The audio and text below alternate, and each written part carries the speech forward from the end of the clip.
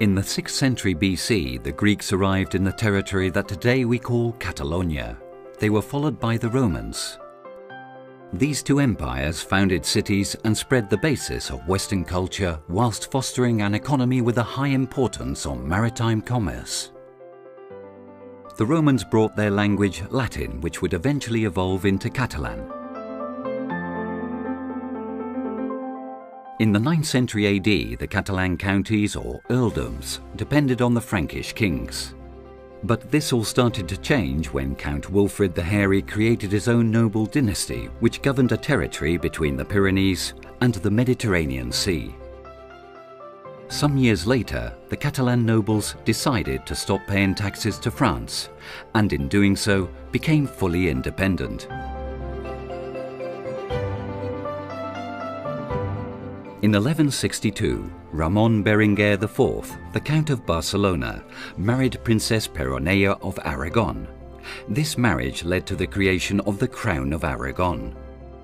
Between the 12th and the 15th centuries, the Crown of Aragon expanded its territory through Majorca, Valencia, Sicily, Sardinia, Naples, and even Athens.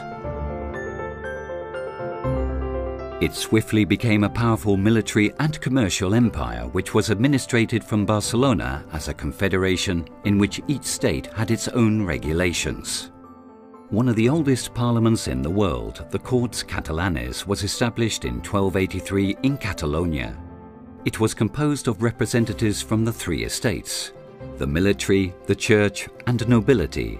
This body acted as a deal-making system which prohibited the king from promulgating constitutions or levying general taxes without the authorization of the courts.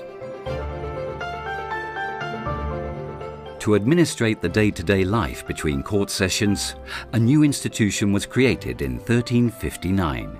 This body gradually gained political and economical powers. It was what we now know as the Generalitat, the government of Catalonia. In 1469, Isabella of Castile and Ferdinand of Aragon married and united their realms in a confederation known as the Hispanic Monarchy, with its courts in Madrid. The monarchs had to swear to respect the rules, constitutions, and institutions of Castile and those of the several territories forming the Crown of Aragon. In 1640, Catalan peasants rebelled against Philip IV in the War of the Reapers, Guerra dels Segadors. The reasons behind this uprising are to be found in a disagreement over taxation and Philip's decision to enlist the peasants to fight alongside and host his army.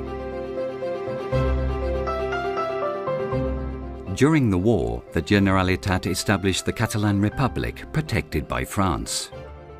It was to be a short-lived situation, though. In 1659, the Treaty of the Pyrenees between France and Spain resulted in Philip IV giving part of the Catalan territories to France.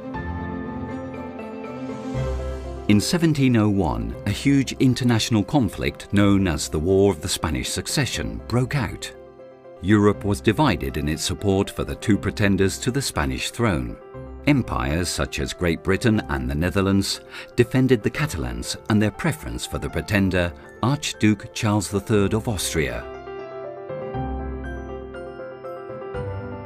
But in 1713, following the signing of the Treaty of Utrecht, the Allies withdrew their forces and left Catalonia to fight alone.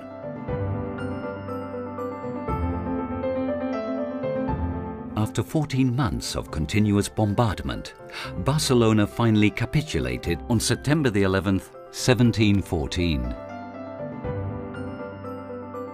The repression carried out by the winning pretender and new King Philip V of the House of Bourbon would be fierce. This would turn out to be the end of the Catalan state. Today, Catalans commemorate that defeat every September the 11th, their national day. In 1714, Philip V of Spain won the War of the Spanish Succession. One of his first political measures was to abolish the Catalan laws and institutions that had been in place for 500 years. Catalonia would no longer be a free country, but simply a part of the new unified Spanish state.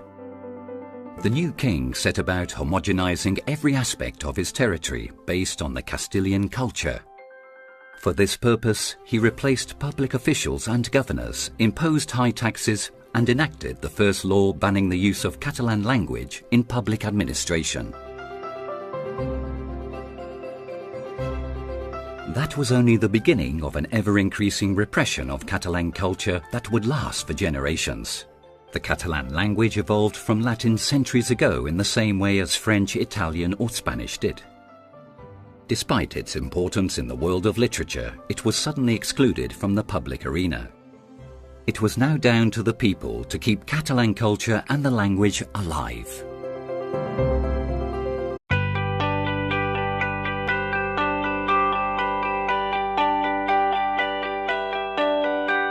In 2006, a new statute for the self-government of Catalonia was approved within the Spanish state, this being the third such statute in Catalonia's history. Catalunya té el nou estatut que desitjàvem. However, despite being passed by the Catalan and Spanish parliaments and confirmed in a referendum, this new law was then contested in the Constitutional Court by the right-wing People's Party and other Spanish institutions. In the following years, the Catalans awaited the court's sentence with a growing sense of frustration, especially since it was widely expected it would be a restrictive sentence. As a result, on the 13th of September 2009, the inhabitants of the village of Arenys de Munt held a ballot on independence with the support of the local council. While not legally binding, it was organised in accordance with proper electoral procedures and generated considerable interest. Proclamem Arenys de Munt primer municipi que ha votat lliurement i democràticament la independència de la nació. Over the next 18 months, 553 towns also held ballots, in which nearly 900,000 people voted. The outcome was clearly in favour of independence, but, more importantly, it also showed that people wanted to have a say in the country's future and were able to come together and organise large-scale activities without institutional help.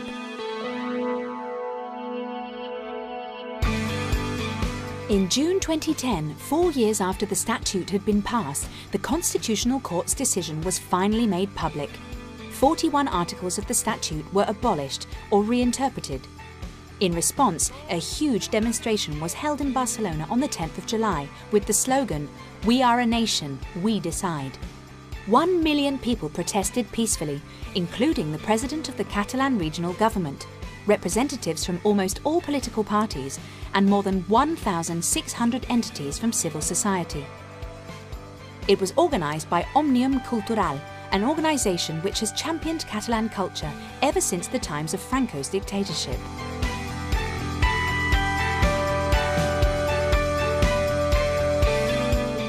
Over the next 2 years, the feeling of unease within Spain became increasingly acute, and opinion polls indicated a strong growth in the number of people in favour of self-rule.